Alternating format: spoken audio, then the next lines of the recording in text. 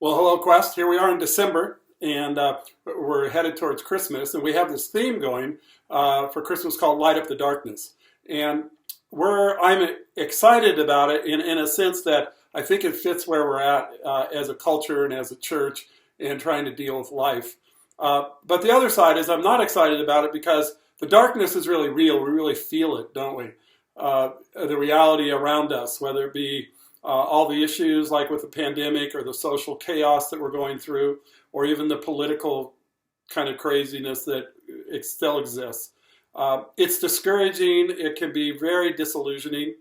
It can feel the darkness. But we live in a world that is both dark, but it is also has light. It has good. It has glorious. It has beautiful things in it. And so you and I are left to try to deal with life and putting those together, not reconciling them like they're okay, but how to live life in the midst of it being both dark and light. That's one of the great challenges of our day. And so I just want to continue encouraging you to enter into that as we deal with both the darkness and with the light. But one of the things we want to invite you to do or encourage you to do is to be an invitational kind of person.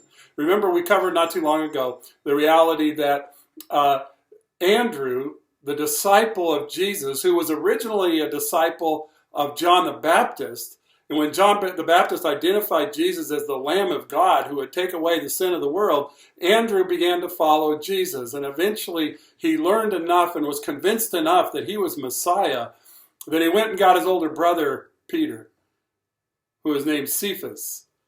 And he went to him and said, "Hey, I found the Messiah." And it must have been a radical moment, but he brings him to meet Jesus. And he just introduces him. "Hey, Peter," or "This is Jesus. Jesus, this is Peter." And then we know nothing more of what Andrew did. It looks like he just backed off and let Jesus do what only Jesus could do in the life of Peter. And as Peter began to wrestle with the issues, he came to a place eventually where he said, "I believe that you are the Christ, the Son of the living God, the only one to whom I can give my whole allegiance. I will do it to you. I will die to self and live for you, Christ." But at the beginning of that, it was Andrew who invited him into that relationship, into that connection. And you know what? We live in a world that's equally as dark as what Peter was living in. And I think there are people around us that live in a darkness of trying to figure out what life is really all about. And sometimes, for those who don't know Christ, and if really there is a God-shaped vacuum in the middle of every one of us, which is what Pascal said, Blaise Pascal, I think it's true. There's something we are designed to have God in the core of who we are.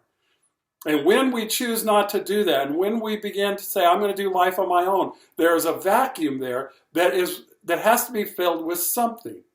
And sometimes we can be a little judgmental, and I think it's unfortunate, of people who fill their lives with all sorts of other things. We ought to have compassion for them.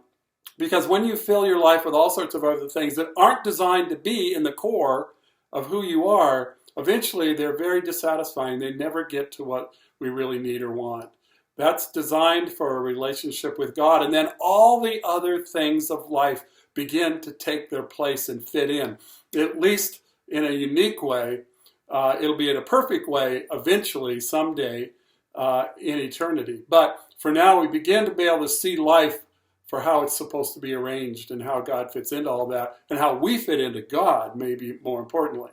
So I want to encourage us as people of Quest to be people of invitation, inviting people. Now, not just to Friday Night Lights, though that's one place we designed for Friday Night Lights, is you can invite them to come be in a place where maybe you can just push the world away a little bit, be in a place of beauty, of warmth, of friendliness, of relationship, of connection. Or maybe that's Christmas Eve. Or maybe the invitation is simply to come to your house to have dinner. Or maybe the invitation is, "Hey, let's go do something together." Or maybe the invitation is, "Let's go out and get coffee and talk and relate to life." Whatever it might be, that we would take steps of faith to simply begin to ask people about themselves and about their lives and about what's going on, and to care and have compassion for them. So let's be people of invitation to come and be with us. Come and be with you. To just come and be together, right? All right. So we'll be people like Andrew, who are people of invitation. All right, you guys, we're looking forward to the weeks to come and the days ahead to be together, to love one another, to engage in lighting up the darkness. Because we live in a world that has a tremendous level of darkness. But more profound than that is there is light that penetrates that darkness. And that light is the gospel. That light is Christ himself. All right. You guys, love you. See you soon. Take care.